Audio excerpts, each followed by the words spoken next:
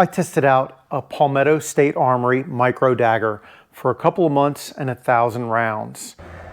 I got a pretty good feel for it. I shot it under a bunch of different conditions, and so I'm going to share with you all of my experiences.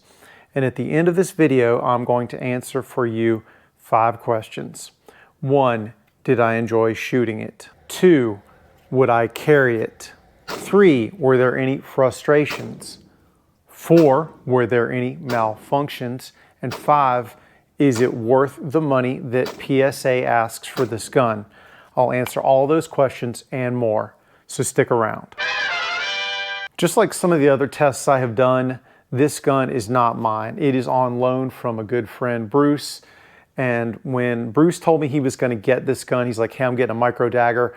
The first thing I asked, oh my God, Bruce, can I do a gun test on it? I really want to. And Bruce, without even hesitating, without even blinking, said yes. And then he goes, do you mind if I shoot it first? And of course I was like, oh my God, please shoot it, get everything out of your system. And then when you're ready, you've gotten, your fun out of it, then let me check it out when you want.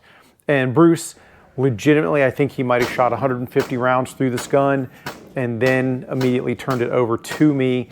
And that was really awesome of him.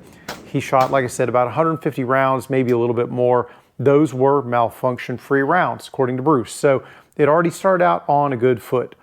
When Bruce bought this, he didn't just buy the short slide, he also bought the longer slide, the C1 slide. And so I tested this with the short slide, I tested it with the longer slide, and God love him, he also got multiple magazines because these guns come with one 15-round magazine from the factory. Bruce included along with it 4 Shield Arms magazines, 2 15-rounders and 2 20-rounders, basically the 15-rounder with a 5-round extension on it. So it was very helpful to me in being able to shoot this gun, because if I had been trying to use this one 15-round magazine for the entirety of all of my shooting, I would probably still be on the range trying to feed this one magazine full of ammunition. So it was much easier to test. So anyway, let's talk a little bit about the gun. Most of you already know this, but the Palmetto State Armory Micro Dagger is based on the Glock 43X and Glock 48 platform. It's in effect a Gen 3 in terms of the Glock internals, just smaller than the full-size Glocks. But everything on these guns is interchangeable back and forth from a Glock 43X or 48 and vice versa. So if you ever pick up one of these and decide that you want it to be a little more Glockish, you can swap back in Glock parts. Or if you want to go upscale and be a little more Gucci, you could buy aftermarket parts that also fit on the Glock 43X and 48 platform. So you've got options. Overall, I didn't have any issue with the stock OEM stuff. I should also mention that while I don't know that the Glock 43X and 48 are all optics ready, at least as far as I can tell in browsing Palmetto State's website, every Micro Dagger is optics ready with the, I think the shield cut, which will directly interface with the Holosun 407K among others. So you don't need to get an intermediate plate if that's the optic that you want. I did not shoot the short slide with an optic on it, but I did shoot the longer slide with an optic on it. Let me just, through the miracle of editing, make that appear. And boom, now we have the C1 slide with the Crimson Trace optic on it. I did probably more of my shooting in this configuration, and I'll talk more about that in a little bit. But before I even get there, let's talk about general ergonomics. If you are used to a Glock 43X or Glock 48, or for that matter, the Glock platform in general, this is not going to feel like a stranger to you. This is going to feel like something very familiar and very similar in your hands.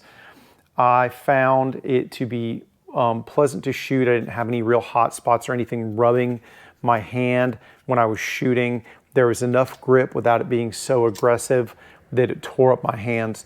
In general, I didn't really notice anything when it came to that. And this is enough beaver tail to keep me from getting any sort of slide bite with the gun. So I didn't have any real issues with the overall feel. Now I've got size L/XL hands, and as you can see, I've got a little teeny bit of grip overhang. And the one thing that I did notice, when I'm going to put in a magazine, I have to do the pinky out of the way to seat that magazine.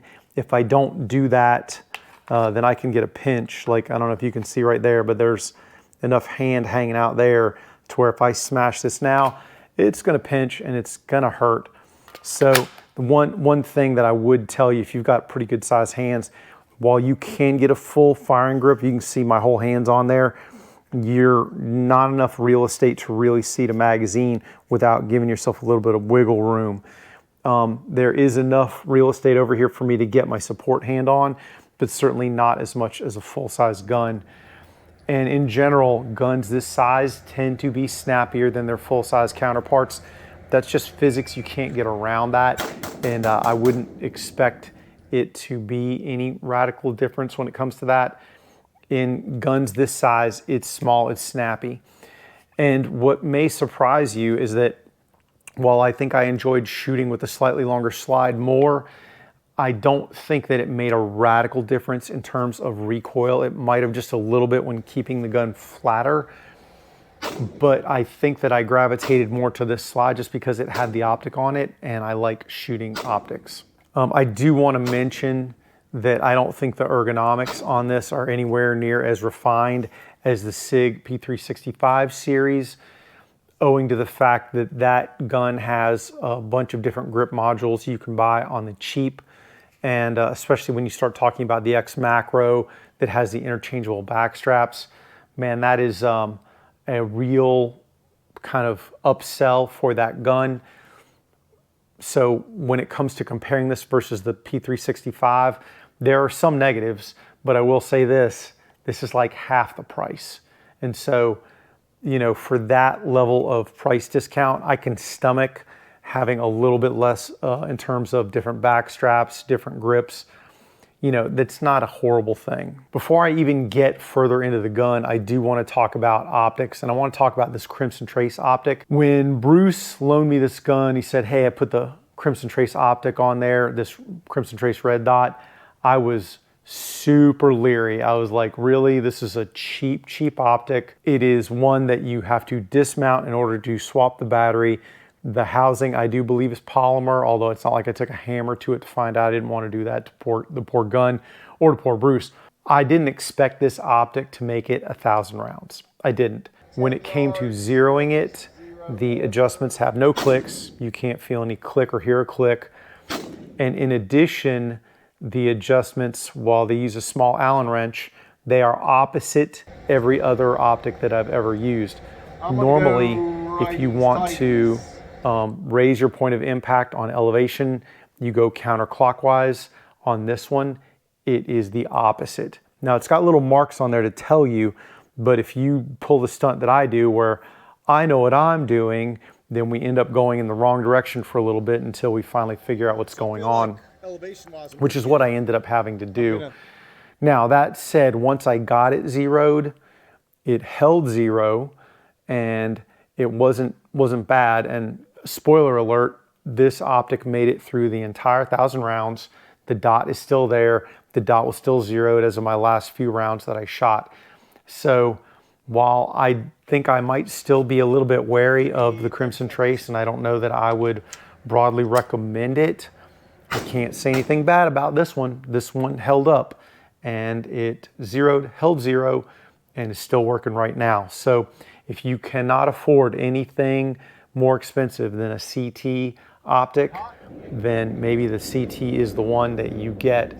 Now, I will also mention that when it comes to this slide, you don't need aftermarket sights to see through because of the lack of plate. That helps a lot.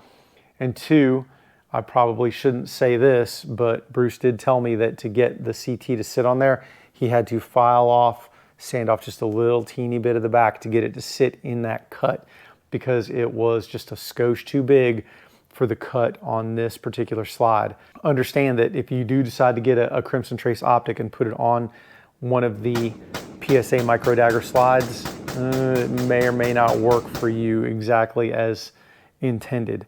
So just keep that in mind. But thus far, Crimson Trace, good work on the optic. No complaints there. Now, I did mention that this thing is snappy. It is snappier than I was expecting out of a full-size gun, but not snappier than I thought it would be out of this size gun.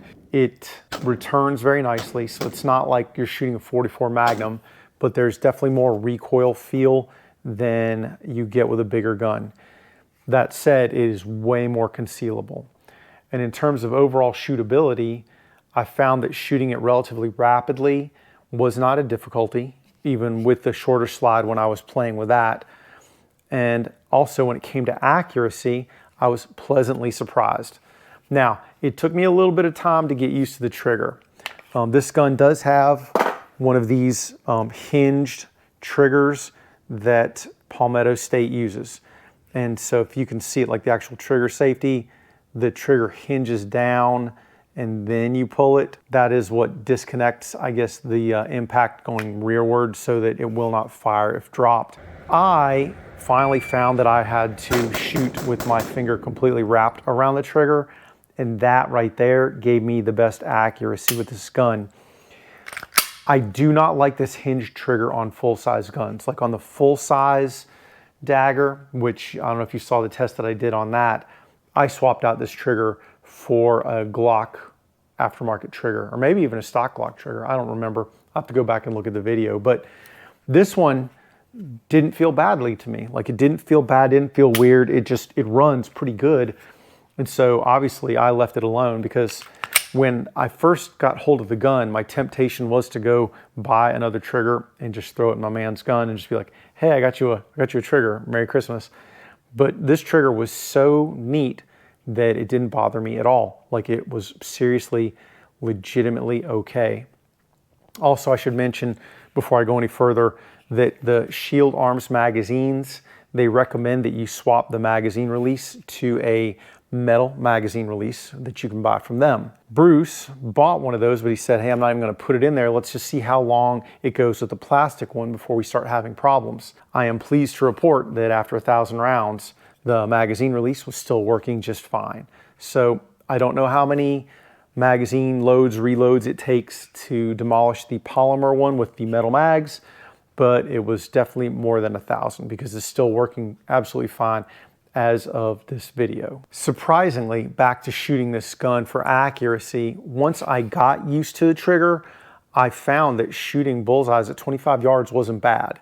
It was never going to be as good as, say, a Glock 45 with an optic on it, and certainly not as good as, say, a Staccato with an optic on it.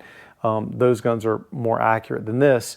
But once I got over the kind of learning hump of this gun and me just kind of making peace with each other, I found that it very nicely got me some decent groups. When I was doing my part at 25 yards, everything in the 9 or 10 ring on a B8, and even with the shorter slide and no optic, I was still keeping them mostly to the 8 ring, even with those irons. And the sight radius on here, the iron sights on here, not really set up for bullseye shooting, but it still was pretty good.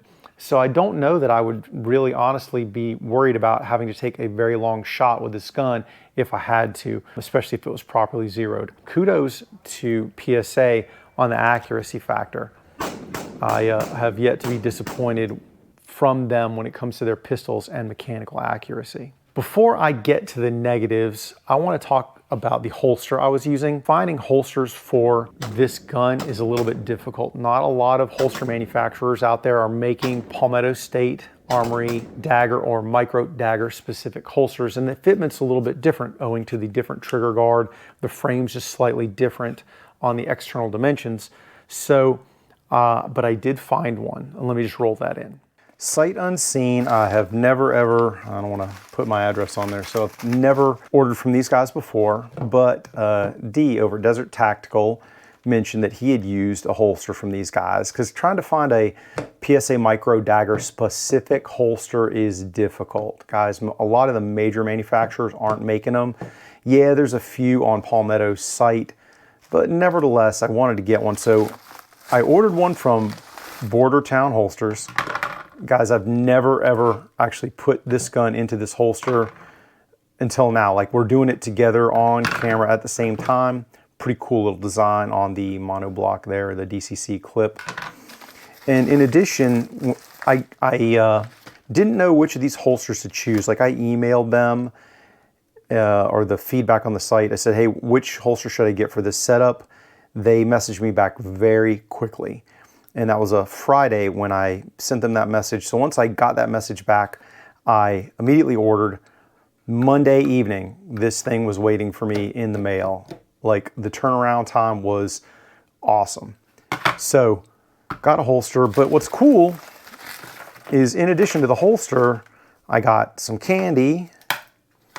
I got a little, I don't know what the heck this is, like some kind of dangly thingy. Obviously it's all their marketing merch. Cards for them, a sticker, I think another sticker. So, but it was pretty cool of them to throw in some extra swag. God love them. So I've never ever actually tried this gun in this holster.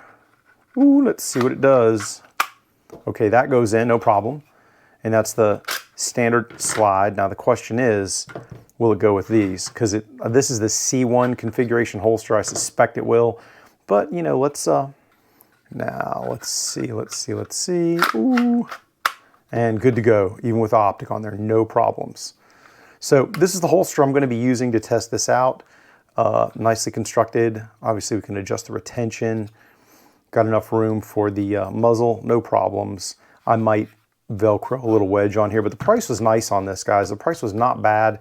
Bordertown Holsters does do some sidecar stuff that's a little more expensive, but there's more work involved in that.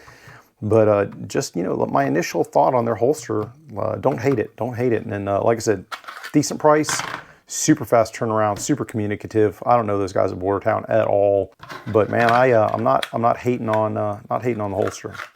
So I know that everything might seem unicorns and rainbows when it comes to this gun, right? I've said no negatives. It feels good in the hand. It shoots nicely. But let me talk, because it would not be fair for me to praise Caesar without some of that other thing, although I'm not coming to bury a bunch of knives in Caesar with this. Were there malfunctions? Were there malfunctions? One of the questions I said I'd answer, and the answer is yes. I had 2 malfunctions across the 1,000 rounds that I shot, and both of those malfunctions I caught on video, and both of them were the exact same malfunction, in that somewhere around the first 3, 4, 5 rounds out of the magazine, and it was only the stock magazine, the PSA magazine that this occurred, one of the rounds would nosedive. And then if I pulled it to the rear really hard and let go, then it would feed again. And the first one happened around 600-ish, 630. And I was somewhat surprised. I was like, oh, that's weird. I wonder if it'll do it again. And I used that same magazine. I loaded it a bunch more times. Didn't reemerge. And then somewhere just past round 900, it did it one more time. And then once again, I took that exact same magazine, loaded it up multiple times, and shot, and it did not reemerge. Did it finally malfunction? Understand that, especially by the end of this test, no cleaning, no lubrication, no nothing. Can I say that it was like legitimately 100% the gun's fault? When you're dealing with a gun this size, I think if you don't use some cleaning and lubrication on it, you're likely to get more malfunctions. And so I'm willing, honestly, to take the blame for this, the heat for this. I was also shooting really fast, like dumping rounds through this gun in a firing schedule that I think most people would not hold with a gun like this, or heck, for that matter, a lot of people, any gun at all. I'm not gonna beat up PSA over those malfunctions. I'm willing to take a 50-50 on that, especially for a gun in this price range. For as reliable as it's been, I'm still pretty happy with the overall result. There are a few other little goofy things I want to mention. The magazines, 15 round mags. That last round is a real pain in the butt. Like, you've got to cram that thing in there. And at least for my little weak hands, I think that a magazine loader, at least for me, is not optional with a gun like this. Otherwise, there's no way I'm ever going to get that last round in there. And even once I got those magazines broken in, I still needed a magazine loader to get that last round in. Be aware, if you get one of these, probably if you don't already have some sort of magazine loader, I think I would probably order one and just put them together. Like they're just gonna live together at the end. And speaking of magazines, when you've got magazines that small that hold that many rounds, once you get that last round in there, then getting it seated up underneath a forward slide is also very difficult. Like you're gonna have to shove and listen to that click and then pull on it, make sure it doesn't come out. Once you've done that, when you go to chamber the first round, if you don't pull that slide back really, really hard and let it slam forward, it may not feed that first round well. And I know this because I did it at least twice. Now, not the gun's fault, my fault for being a bitch.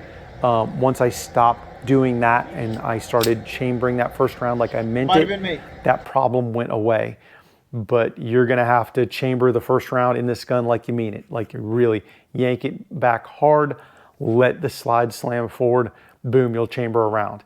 Doing anything less than that, you're going to end up with not the best result. So be aware of that.